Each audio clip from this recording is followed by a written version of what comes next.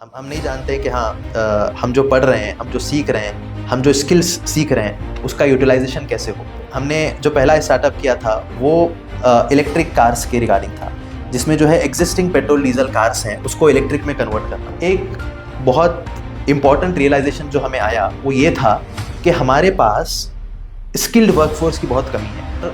Electric vehicle, renewable energy, mechatronics, robotics, automation, ये जो areas हैं और ये जो इंडस्ट्रीज़ हैं, इसमें हमारे पास इलेक्ट्रिक व्हीकल इंजीनियर्स नहीं है, मैकेट्रॉनिक्स इंजीनियर्स नहीं है, रोबोटिक्स इंजीनियर्स हमारे पास इतने नहीं हैं जितनी ज़रूरत है। कोई स्किल बिल्डिंग, स्किल डेवलपमेंट और practical learning, project based learning, इन चीज़ों पे फोकस नहीं कर रहा है।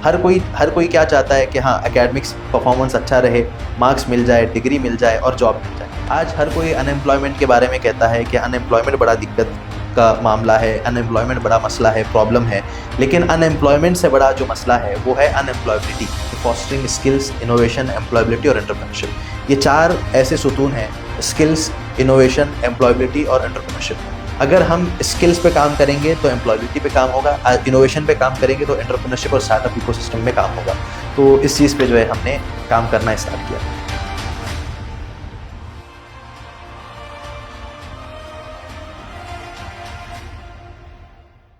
नमस्कार, मी आदित्य गाडगीळ.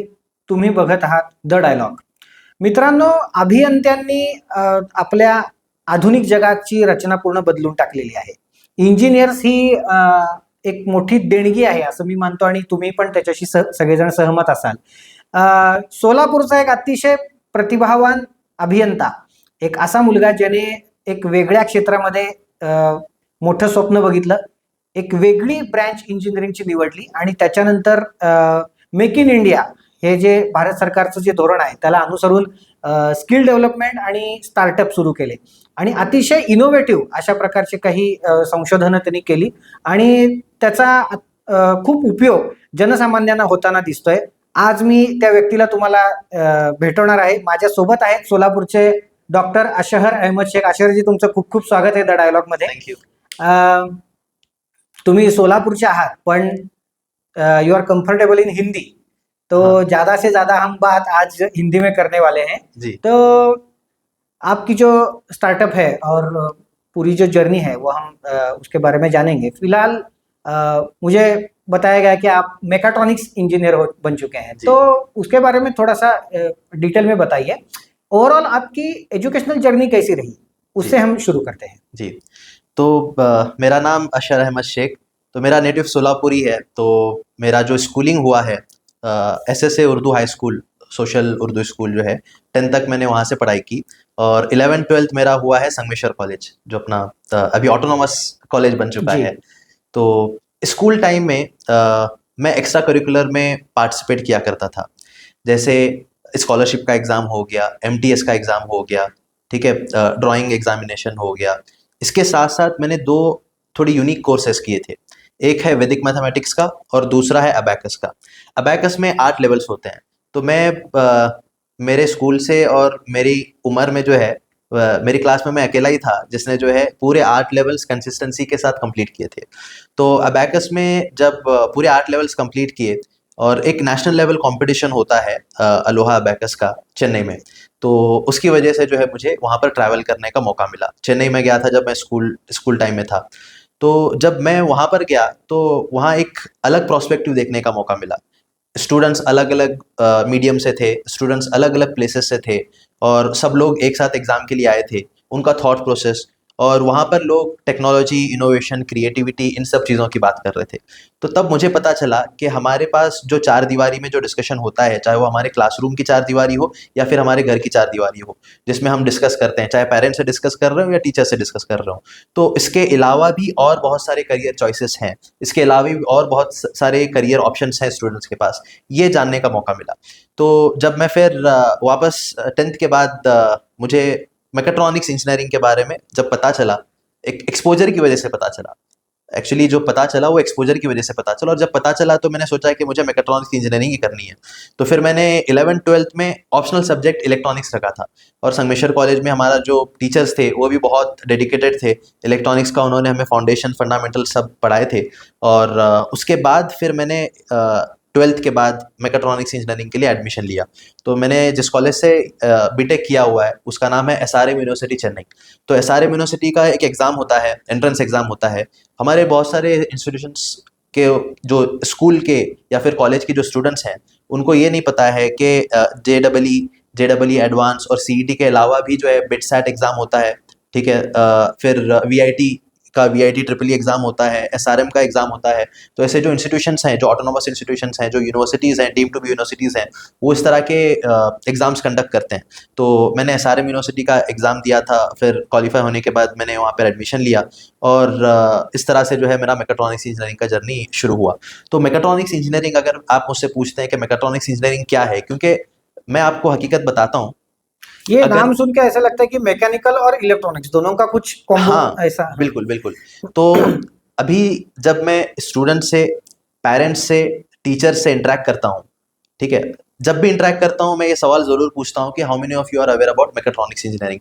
आप कितने लोगों को मैकेट्रॉनिक्स इंजीनियरिंग के बारे में पता है या आपने मैकेट्रॉनिक्स इंजीनियरिंग का नाम सुना हुआ है? तो अक्सर बहुत कम लोग होते हैं जो हाथ उठा के कहते हैं कि हाँ, मुझे पता है। अक्सर लोग जो है कहते हैं नहीं, हमें नहीं पता। ठीक है। तो बताना ये है कि मैकेट्रॉनिक्स ये एक मल्टीडिसिप्लिनरी ब्रांच है जिसमें मैकेनिकल हो गया, इलेक्ट्रॉनिक्स हो गया, कंप्यूटर साइंस हो गया, कंट्रोल सिस्टम हो गया, सेंसर्स हो गया, ये सब चीज़ों का जो है एक कॉम्बिनेशन होता है। और आने वाला समय, आने वाला वक्त जो है एक मल्टीडिसिप्लिनरी अप्रोच का है। आने वाले वक्त में हमें सिर्फ टेक्निकल लोग नहीं चाहिए, हमें टेक्नो मैनेजमेंट वाले लोग चाहिए जिसको टेक्नोलॉजी का भी उसको ध्यान हो, पता हो, और मैनेजमेंट का भी जो है उसको ध्यान और पता हो। तो टेक्नो मैनेजमेंट का ज़माना आएगा और मल्टी डिसिप्लिनरी का अप्रोच रहेगा। तो मल्टी डिसिप्लिनरी अप्रोच में क्या है, मैकेट्रॉनिक्स एक बेस्ट एग्जाम्पल है जिसमें आप रोबोटिक्स देख सकते हो, ऑटोमेशन देख सकते हो, जो हमारे ऑटोनोमस व्हीकल्स हो गया, इलेक्ट्रिक कार्स हो गया, रोबोट्स हो गया, ये सब बेस्ट एग्जाम्पल्स हैं मैकेट्रॉनिक सिस्टम के। आज हर कोई चीज़ हमारे आसपास जो नज़र आती है वो बैटरी और पावर एनर्जी से चल रही है। तो एनर्जी जहाँ आ रही है, कंट्रोल सिस्टम जहाँ आ रहा है, बैटरी जहाँ आ रही है, जहाँ डिस्प्ले आ रहा है, सेंसर्स आ रहा है, ये सब मैकेट्रॉनिक्स के एग्जांपल्स हैं। तो मैकेट्रॉनिक्स एक मल्टीडिसिप्लिनरी ब्रांच है जिसमें मैकेनिकल, इलेक्ट्रॉनिक्स, कंप्यूटर साइंस और कंट्रोल सिस्टम ये बहुत असल चीज़ है, क्योंकि विदाउट कंट्रोल जो है हम गाड़ी चलाना बड़ा आसान है, गाड़ी कंट्रोल में चलाना ये कमाल की चीज़ है। करेक्ट। तो ये चीज़ है। तो मैकेट्रॉनिक्स इंजीनियरिंग जब मैं कर रहा था, आपको मैं बताऊं, जो बच्चा एक इंजीनियरिंग करने के लिए अपने घर से दूर जाता है और हॉस्टल में रहता है, उसके पास इतना वक्त रहता है, इतना वक्त रहता है कि आप सोच नहीं सकते। अगर वो उस वक्त को यूटिलाइज करना चाहे तो वो यूटिलाइज कर सकता है, अगर नहीं चाहे तो फिर वो सुबह होती है, शाम होती है, उम्र यूं ही तमाम होती है, टाइम इज फ्लोइंग और वक्त जो है ख़त्म हो जाता है। तो इसके लिए जो है हमारे लिए बहुत ज़रूरी है कि हम हमारे स्टूडेंट्स को, हमारे बच्चों को टाइम मैनेजमेंट के बारे में सिखाएं। दिस इज ये खूप आवश्यक आहे आपल्या मुलांसाठी, आपले जो फ्यूचर जनरेशन है उसके लिए बहुत बहुत इम्पॉर्टेंट है ना। तो बहुत हमारे पास टाइम होता था और ये टाइम को यूटिलाइज करने के लिए फिर जो हमारी यूनिवर्सिटीज़ में क्लब्स होते थे, टेक्निकल क्लब्स, ऐसे क्लब्स जहाँ पर रोबोट्स बनाए जा रहे हैं, ऐसे क्लब्स जहाँ पे सैटेलाइट बनाई जा रही है, ऐसे क्लब्स जहाँ पर इलेक्ट्रिक कार बनाई जा रही है, सोलार कार बनाई जा रही है, और ये टीम्स जो है इंटरनेशनल इवेंट्स में, जर्मनी में और जापान में, ऑस्ट्रेलिया में, अलग अलग इवेंट्स में पार्टिसिपेट कर रही है। तो मैंने खुद को जो है उस चीज़ों में जो है एनरोल कर लिया और फिर मैं इन चीज़ों का हिस्सा बनने लगा। और जब तक मैं फाइनल ईयर में आ गया तो I am very happy to say I was leading a team called Itros solar racing, जिसमें हम लोग सोलार इलेक्ट्रिक कार बनाते थे और बनाकर हम इवेंट में पार्टिसिपेट करते थे, Asian level, international level. World solar challenge बोलकर एक इवेंट होता है, वर्ल्ड सोलार चैलेंज, उसमें हमारा पार्टिसिपेशन का हमारा एम था। उसके लिए हम लोग सोलार इलेक्ट्रिक कार बनाते थे और मैं उस फाइनल ईयर में जो है उस टीम को एज ए कैप्टन मैं उसको लीड कर रहा था और हमें कई सारे लॉरेल्स मिले। हमें बेस्ट इनोवेशन अवार्ड मिला, कई सारे कंपटीशन में हमें बेस्ट परफॉर्मेंस अवार्ड मिला। तो ये चीज़ें जो है काफ़ी सारे, जैसे अलग अलग प्रोजेक्ट्स हो गया, अलग अलग एक्टिविटीज़ हो गया, उसमें काफ़ी मैंने खुद को मसरूफ़ रखा था, जिसकी वजह से ये हुआ कि जो एक्सपोजर मिला, चाहे वो टेक्निकल हो, मैनेजमेंट हो। अभी जब हम कोई प्रोजेक्ट बनाते हैं तो उसके लिए हमें चीज़ों को सोर्स करना पड़ता है, ठीक है, सप्लाई चेन का देखना होता है, फिर प्रोक्यूरमेंट का देखना होता है, और फिर उसके बाद असेंबली हो गया, टेक्निकल हो गया, मैनेजमेंट हो गया, फिर टीम एज ए टीम जब काम करना होता है तो कोऑर्डिनेशन, कोऑपरेशन, ये बहुत इंपॉर्टेंट रहता है। तो ये सब स्किल्स को जो है सीखने का मौका मिला। और आप यकीन नहीं करेंगे, 4 साल के इंजीनियरिंग में मैंने 50+ प्रोजेक्ट्स लीड किए, अलग अलग प्रोजेक्ट्स जो है, चाहे वो रोबोट का हो, इलेक्ट्रिक साइकिल हो, इलेक्ट्रिक बाइक हो, इलेक्ट्रिक कार हो, ऐसे कई सारे प्रोजेक्ट्स हमने किए। और यूनिवर्सिटी ने भी इतना सपोर्ट किया, हमारे प्रपोजल्स पे यूनिवर्सिटीज़ ने लैक्स ऑफ रुपीस खर्च किए, लैक्स ऑफ रुपीस खर्च किए। चाहे मेरा कोई कॉन्फ्रेंस में पार्टिसिपेशन हो, या कई रिसर्च पेपर पब्लिश करना हो, या फिर कोई इवेंट के लिए हम पार्टिसिपेट कर रहे हो, तो यूनिवर्सिटीज़ ने स्पॉन्सर किया, यूनिवर्सिटीज़ ने बहुत सपोर्ट किया। और काफ़ी सारे हमारे स्टेक होल्डर्स जो इंडस्ट्री के थे, कई सारे हमारे स्पॉन्सर्स भी थे, जिसमें OEMs थे और अलग अलग कंपनीज थे। तो इस जर्नी की वजह से जो एक वैल्यू एडिशन हुआ इंजीनियरिंग के अलावा, वो ये था कि we need to think out of the box. Correct. हमें बॉक्स, मैं तो कहता हूँ आउट ऑफ द बॉक्स नहीं, मैं कहता हूँ think there is no box. हाँ, सोचो कि कुछ बॉक्स या कोई सीमा या कोई रेस्ट्रिक्शन है ही नहीं, क्योंकि आज का भारत एक नया भारत है, जिसमें मीडियन एज जो है वो 28.4 के आसपास है, if I am not wrong. तो ये हमारा भारत जो है, ये युद्ध को लीड करने वाला भारत है, और विकसित भारत की तरफ हम बढ़ रहे हैं। तो आज जो है हमें चाहिए कि हम सोचें कि आउट ऑफ द बॉक्स सोचें, हम सोचें कि कोई हमारे लिए रेस्ट्रिक्शन है ही नहीं, हम इनोवेट करते रहें। तो इन सब चीज़ों की वजह से फिर मैंने सोचा कि हाँ, हमें एक कन्वेंशनल जॉब की बजाय कुछ इनोवेटिव और क्रिएटिव करना चाहिए। ये जो एक्सपोजर मिला, इसके बाद हमने सोचा कि जो कन्वेंशनल 9 to 5 जॉब वाला एक रूट होता है, उसके बजाय कुछ क्रिएटिव और इनोवेटिव हमें करना चाहिए, क्योंकि जो एक्सपोजर मिला है उसका कुछ एक आउटकम होना चाहिए। करेक्ट। आज दुनिया को आउटपुट और आउटकम का डिफरेंस नहीं पता है। हम नहीं जानते कि हाँ, हम जो पढ़ रहे हैं, हम जो सीख रहे हैं, हम जो स्किल्स सीख रहे हैं, उसका यूटिलाइजेशन कैसे हो। तो हमने जो पहला स्टार्टअप किया था वो इलेक्ट्रिक कार्स के रिगार्डिंग था, जिसमें जो है एग्जिस्टिंग पेट्रोल डीजल कार्स हैं उसको इलेक्ट्रिक में कन्वर्ट करना। आपने सुना होगा कि लोग नए इलेक्ट्रिक कार्स बना रहे हैं और चार्जिंग स्टेशंस डेवलप हो रहे हैं, लेकिन जो एग्जिस्टिंग पेट्रोल डीजल कार्स हैं उसको इलेक्ट्रिक में कन्वर्ट करने की क्या टेक्नोलॉजी है, जैसे रेट्रोफिटिंग। हाँ, तो रेट्रोफिटिंग के ऊपर हमने काम किया, और जब हमने रेट्रोफिटिंग के ऊपर काम किया तब एक बहुत इंपॉर्टेंट रियलाइजेशन जो हमें आया वो ये था कि हमारे पास स्किल्ड वर्कफोर्स की बहुत कमी है। और electric vehicle, renewable energy, mechatronics, robotics, automation, ये जो एरियाज हैं और ये जो इंडस्ट्रीज हैं, इसमें हमारे पास इलेक्ट्रिक व्हीकल इंजीनियर्स नहीं है, मैकेट्रॉनिक्स इंजीनियर्स नहीं है, रोबोटिक्स इंजीनियर्स हमारे पास इतने नहीं हैं जितनी ज़रूरत है। तो इस वजह से क्या हो रहा है कि कोई स्किल बिल्डिंग, स्किल डेवलपमेंट और practical learning, project based learning, इन चीज़ों पे फोकस नहीं कर रहा है।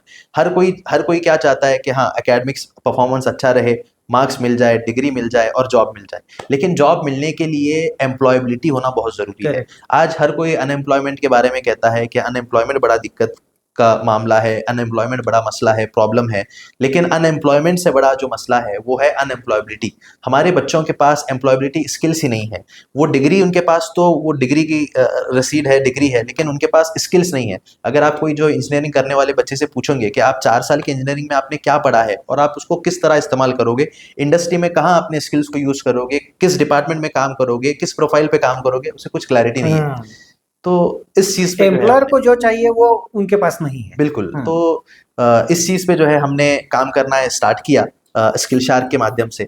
2020 में हमने ये स्टार्टअप स्टार्ट किया स्किल शार्क एजुटेक, जिसमें एजेंडा यही था कि फॉस्टरिंग स्किल्स, इनोवेशन, एम्प्लॉयबिलिटी और एंटरप्रेन्योरशिप।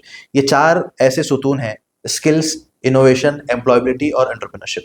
अगर हम स्किल्स पे काम करेंगे तो एम्प्लॉयबिलिटी पे काम होगा, इनोवेशन पे काम करेंगे तो एंटरप्रेन्योरशिप और स्टार्टअप इकोसिस्टम में काम होगा। तो इस चीज़ पे जो है हमने काम करना स्टार्ट किया। ओके, तो एक इंजीनियरिंग में भी एक अलग ब्रांच आपने सिलेक्ट की, उसकी वजह से आपको बहुत एक्सपोजर मिला और एक नए सेगमेंट में जाने की एक बेस बन गया आपका, और out of the box thinking करने की एक आदत सी पड़ गई जो आमतौर पर बहुत कम पाई जाती है। तो एक डिग्री तक का ये सफर हो गया। उसके बाद आपने एमबीए किया। अभी एमबीए तो बहुत लोग करते हैं, आपने एमबीए भी कुछ अलग ब्रांच में किया है, जैसे कि इनोवेशन, एंटरप्रेन्योरशिप और वेंचर डेवलपमेंट में एमबीए किया है। तो ये कैसा रहा, मतलब इसके पीछे क्या थॉट प्रोसेस थी आपकी? जी, तो 2020 में जो है हमने स्किल शार्क स्टार्ट किया। स्किल शार्क जब स्टार्ट किया तो हम बहुत सारे स्टूडेंट्स से इंटरेक्ट करते थे, बहुत सारे इंस्टीट्यूशंस विजिट करते थे, नए टेक्नोलॉजीज़ के बारे में जान रहे थे, नए कोर्सेज़ के बारे में जान रहे थे कि हमारे इंडिया में इतनी सारी अपॉर्चुनिटीज़ हैं, इतनी सारी चीज़ें हो रही हैं। हम लोग उतनी सारी चीज़ों को डाइजेस्ट नहीं कर पाते हैं, हम उतनी सारी चीज़ों के बारे में जान भी नहीं पाते हैं। हमारे पास आज जो कमी है वो अवेयरनेस की कमी है। तो हमारे पास उस चीज़ों के बारे में नॉलेज नहीं है, ना ही इन्फॉर्मेशन है, ना नॉलेज है। तो जब मैं कोविड के टाइम पर मुझे पता चला कि there is something called MBA in innovation entrepreneurship and venture development. तो it's a very structured program, it's a very well thought program. ठीक है, बाय आई शुड से कि ये बहुत बेहतरीन प्रोग्राम है by AICT, government of India. और जो जो ये कोर्स है 2 साल का एमबीए, जिसमें आपको आपके आइडिया पर, आपके इनोवेशन पे काम करना है। आपका रेगुलर जिस तरह से हम बुक्स पढ़ते हैं, एग्जाम लिखते हैं, बुक्स पढ़ते हैं, एग्जाम लिखते हैं, ऐसा नहीं। जिसमें आपको आपके स्टार्टअप आइडिया पे काम करना है, आपके स्टार्टअप आइडिया को आइडिएशन फेज से आपको फाइनल प्रोडक्ट, पेटेंट और आईपी और उसके आगे कमर्शलाइजेशन तक लेकर जाना है। तो ये पूरा एक वेल स्ट्रक्चर्ड प्रोग्राम है। तो मैंने जो है ये गुजरात टेक्नोलॉजिकल यूनिवर्सिटी जीटीयू वहाँ से किया। और इस दौरान मुझे मौका मिला, I was part of startup school, Innocity startup school program by IIM Ahmedabad. तो मैं उसका भी पार्ट रहा। और seed spark program by Stanford, उसका भी मैं पार्ट रहा। तो ये बहुत ही एक एक्साइटिंग जर्नी था, 2 इयर्स का एमबीए। ठीक है, और आपने सुना होगा MBA in HR, MBA in finance, MBA in marketing. हम कन्वेंशनल ट्रेडिशनल जो ब्रांच रहती है ट्रेडिशनल बारे में सुना होगा। लेकिन आज के ज़माने में जो हमें चाहिए वो MBA in international business, MBA in innovation, MBA in entrepreneurship. ऐसे जो यूनिक चीज़ें हैं जो आगे चलकर हमारे यूथ के लिए, हमारे देश के लिए और हमारे इंडस्ट्रीज़ के लिए वो काम आएंगी। तो ऐसी चीज़ों के में इस चीज़ में इंटरेस्ट था। तो इसलिए जब मुझे पता चला कोविड के टाइम पर, तो फिर मैंने फ़ौरन उसको एनरोल किया। और मैं बहुत खुशी से कह रहा हूँ कि जब at the end of this program, जो 2 साल का जो हमारा MBA innovation entrepreneurship and venture development program था, मुझे 2 गोल्ड मेडल मिले। एक मेरे एकेडमिक क्या बात है। परफॉर्मेंस एक मेरे एकेडमिक परफॉर्मेंस की वजह से, और दूसरा हमारे स्टार्टअप की वजह से। तो दोनों कैटेगरी में, एक कैटेगरी था एकेडमिक परफॉर्मेंस का, जिसमें 9.12 समथिंग ऐसे सीजीपीए मिला मुझे। और जो स्टार्टअप का था, उसमें स्टार्टअप के प्रोग्रेस की वजह से गोल्ड मेडल मिला। तो बताने का मकसद ये है कि मैं जो एक मैकेट्रॉनिक्स इंजीनियरिंग करने के बाद एक एमबीए का जो एक इंटरेस्ट था मैनेजमेंट फील्ड का। लोग सोचते हैं अक्सर कि जो इंजीनियरिंग किया हुआ है उसको मैनेजमेंट में क्यों जाना, या फिर उसको एमबीए क्यों करना। जैसे मैंने बताया कि आज हमारे कंट्री को, हमारे वर्ल्ड को जो है टेक्नो मैनेजमेंट की ज़रूरत है, जहाँ पर टेक्निकल भी आपको पता हो, मैनेजमेंट भी आपको पता हो। वरना आज एडवांसमेंट इतना हो रहा है, आर्टिफिशियल इंटेलिजेंस हो। अभी आप एग्जांपल लीजिए एक सिंपल इंडस्ट्री की, ठीक है, हेल्थ केयर। अब हेल्थ केयर नहीं रहा, हेल्थ टेक बन गया। इसमें भी टेक्नोलॉजी आ गई। तो इस तरह से हर चीज जो है, एडवर्टाइजमेंट इंडस्ट्री हो गया, वो एड टेक बन गया। ठीक है, तो हर जगह टेक्नोलॉजी आ रही है। तो मल्टी डिसिप्लिनरी इनोवेशन, क्रिएटिविटी, इन चीज़ों को हमें अडॉप्ट भी करना होगा और इन चीज़ों को हमें प्रमोट भी करना होगा। तो और मैं आपको बताऊं, ये एमबीए के प्रोग्राम में हमें गवर्नमेंट ऑफ इंडिया से ग्रांट भी मिला। ठीक है, मिनिस्ट्री ऑफ एजुकेशन से हमें ग्रांट मिला। वी वेर आज़ादी का अमृत महोत्सव में 75 स्टार्टअप आइडियाज़ को जो है गवर्नमेंट ने ग्रांट भी दिया था, सपोर्ट किया था, और हैंड होल्डिंग की थी, मेंटरशिप दी थी। तो इसमें भी जो है हमें बहुत एक अच्छा एक्सपोजर मिला।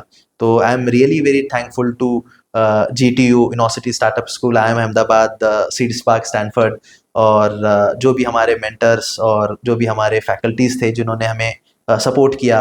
इंक्यूबेशन सेंटर्स, इंडिया में बहुत अच्छा नेटवर्क है इंक्यूबेशन सेंटर्स का है। मिनिस्ट्री के कई सारे इनिशिएटिव्स हैं, स्टार्टअप इंडिया के इनिशिएटिव्स हैं, स्किल इंडिया के इनिशिएटिव्स हैं। बस दिक्कत ये है कि हम लोग इसको लेवरेज नहीं कर रहे हैं, इसको हम इस्तेमाल नहीं कर रहे। तो इंजीनियरिंग और एमबीए दोनों में ही एक अलग सोच लेके आप वहाँ पे आपने पढ़ाई की, और उसने, इन दोनों ने, मेरे ख्याल, आई एम श्योर आपकी थॉट प्रोसेस पूरी ही चेंज कर दी होगी उस दोनों ही प्रोग्राम्स ने। जनरली हम देखते हैं अभी सोसाइटी में हम घूमते हैं तो पहले इंजीनियरिंग और उसके बाद एमबीए, ये करने के बाद, मतलब पोस्ट ग्रेजुएशन के बाद बंदा जो होता है वो ज़्यादा से ज़्यादा पैकेज कहाँ पे मिलता है उसके कोशिश में लग जाता है, लेकिन आपने उसके लिए ज़्यादा कोशिश नहीं की, आपने कुछ हटके नया करने की सोची। तो स्किल शार्क के माध्यम से आगे के प्रोजेक्ट्स आपने क्या किए थे? जी, हाँ। तो मैं आपको बताऊँ, हर इंसान का एक थॉट प्रोसेस होता है। जब आपको राइट एक्सपोज़र मिल जाता है, ठीक है? आपको राइट एक्सपोज़र राइट टाइम पे जब मिल जाता है, तो आपके परसेप्शन में भी चेंज आता है। अब हमारा परसेप्शन जो है वो सक्सेस ड्रिवन नहीं था, हमारा परसेप्शन इम्पैक्ट ड्रिवन था कि हम किस तरह से, सक्सेस ये नहीं है कि हम कितना बड़ा पैकेज लेकर जो है एक एम्प्लॉयमेंट में चले जाएं, ऐसे थॉट प्रोसेस नहीं था। ऐसा था कि हम, हमारे पास जो स्किल्स हैं, हमारे पास जो एक्सपर्टाइज हैं, हमारे पास जो रिसोर्सेस हैं, उसको हम यूटिलाइज करते हुए इम्पैक्ट किस तरह से क्रिएट करें। और जैसे मैंने बताया है कि जब हमने पहला स्टार्टअप स्टार्ट किया था रेट्रोफिटिंग के लिए, वहाँ पर एक जो पेन पॉइंट हमने देखा था वो था स्किल्ड वर्कफोर्स। आपके पास अगर फंड्स हैं, इन्वेस्टमेंट है, रिसोर्सेस है, तो आप इलेक्ट्रिक व्हीकल मैन्युफैक्चरिंग का प्लांट भी रातों रात या फिर कुछ दिनों में जो है खड़ा कर सकते हैं। अगर आपके पास इन्वेस्टमेंट है या रिसोर्सेस हैं, तो आप चार्जिंग स्टेशन का बड़ा नेटवर्क भी बना सकते हैं। लेकिन आप एक कम समय में रातों रात जो है आप स्किल्ड वर्कफोर्स नहीं जनरेट कर सकते। आपको एक स्ट्रक्चर्ड वे में, अच्छे तरीके में और प्रॉपर प्रिसीजन और एफिशिएंसी के साथ जो है हमें वर्कफोर्स के बिल्डिंग पे, कैपेसिटी बिल्डिंग पर, skill development, faculty development, train the trainer, ऐसे कई सारी चीज़ों को लेकर जो है हमें काम करने की ज़रूरत है। तो उसी चीज़ को हमने जब पेन पॉइंट की तरह देखा कि अक्सर लोग क्या कर रहे हैं, जो प्रोग्राम्स करा रहे हैं, ठीक है, उसमें कुछ आउटकम नहीं आ रहा है, स्किल डेवलपमेंट हो नहीं रहा है। तो इस वजह से जो है हमने स्किल शार्क का हमारा एजेंडा यही था कि हम आउटकम बेस्ड, जिसमें प्रोजेक्ट बेस्ड लर्निंग, जब बच्चा प्रोजेक्ट करता है तो उसके अंदर बहुत सारे स्किल्स बिल्ड हो जाते हैं। जैसे टाइम मैनेजमेंट हो गया, ठीक है, जैसे रिसोर्स मैनेजमेंट हो गया, कोऑर्डिनेशन हो गया, कोऑपरेशन हो गया, पेशेंस हो गया, टीम वर्क हो गया। अब आजकल बच्चों में ना टीम वर्क का वो आदत नहीं रहा। हर कोई अपने अपने रूम में, अपने लैपटॉप पे, अपने मोबाइल में काम करना चाहता है। टीम में as a team, as a whole, as a group, as a coordination, cooperation कोई नहीं करना चाहता। तो ये सब स्किल्स जो है प्रोजेक्ट बेस्ड लर्निंग में बच्चे सीखते हैं। तो हमारा स्किल शार्क का जो, जैसे मैंने आपको बताया, हमारा स्किल शेयर का एजेंडा क्लियर था, स्किल्स, इनोवेशन, एम्प्लॉयबिलिटी और एंटरप्रेन्योरशिप। और इसमें जो हमारा जो मेन अप्रोच था वो project based learning. Project based learning के थ्रू हमने कई सारे प्रोग्राम्स कराए, ठीक है, एआई हो गया, मेकाट्रॉनिक्स हो गया, robotics, automation, electric vehicles, renewable energy. और इसके साथ साथ खास जो चीज़ है वो है इनोवेशन, क्रिएटिविटी और करियर गोल सेटिंग। मैं आपको बताऊं, करियर गोल सेटिंग ये बहुत ही इंपॉर्टेंट चीज़ है। इसलिए इम्पॉर्टेंट चीज़ है कि अगर बच्चों को राइट टाइम पर राइट गाइडेंस मिल जाए तो वो बहुत कुछ कर सकते हैं। लिटरली अगर उनके पास उनको राइट वक्त पर स्कूल लेवल में ही अगर उनका गोल सेट किया जाए तो वो बहुत प्रोडक्टिविटी के साथ अपना जर्नी टेक फॉरवर्ड कर सकते हैं। अभी मैं आपको बताऊं, मैंने एक चीज़ नोटिस की थी कि जो इंजीनियरिंग स्टूडेंट्स हैं, मैकेनिकल, इलेक्ट्रिकल, इलेक्ट्रॉनिक्स या फिर इस तरह के जो ब्रांचेस हैं, तो ऐसे स्टूडेंट्स अगर कोई इलेक्ट्रिक व्हीकल कंपनी में जॉब करना चाहते हैं, और जब जॉब करना चाहते हैं तो उन्हें जो है इनके जो कोर इंजीनियरिंग के कंसेप्ट्स हैं, इसके अलावा इलेक्ट्रिक व्हीकल का थोड़ा बहुत तो पता होना चाहिए। इसलिए क्योंकि वो इंटरव्यू में बैठ के कुछ क्वेश्चन समझ सके और कुछ क्वेश्चन आंसर कर सके। तो इसके लिए जो है मेरी लिखी हुई एक किताब है, इलेक्ट्रिक व्हीकल इंजीनियरिंग फंडामेंटल्स। तो ये एक बिगनर्स गाइड है जो लोगों को इलेक्ट्रिक व्हीकल और ई मोबिलिटी के बारे में एक दिशा देता है, एक बताता है कि हाँ, अगर आप कोर इंजीनियरिंग से हो, इलेक्ट्रिकल, मैकेनिकल, इलेक्ट्रॉनिक्स या फिर ईएनटीसी ऐसे, और आप ईवी इंडस्ट्री में जाना चाहते हो, तो क्या चीज़ें हैं जिसके बारे में आपको पता होना चाहिए। ईवी इकोसिस्टम हो गया, batteries, motor, controller, chargers, autonomous vehicle, future of mobility, ये सब चीज़ों के बारे में। तो मैं बता ये रहा था कि अगर ये बुक मैं इसलिए लिख पाया क्योंकि मुझे राइट इंसाइट्स मिले। और राइट इंसाइट्स इस वजह से मिले क्योंकि मैं प्रोजेक्ट्स में इन्वॉल्व था, मैं स्टार्टअप में इन्वॉल्व था, मैं प्रोडक्ट डेवलपमेंट में इन्वॉल्व था और ये सब चीज़ों में इन्वॉल्व था। तो अगर इस तरह से राइट इंसाइट्स मिलते जाएं स्टूडेंट्स को, राइट डायरेक्शन मिलती जाए, तो वो बहुत अच्छे से प्रोग्रेस कर सकते हैं।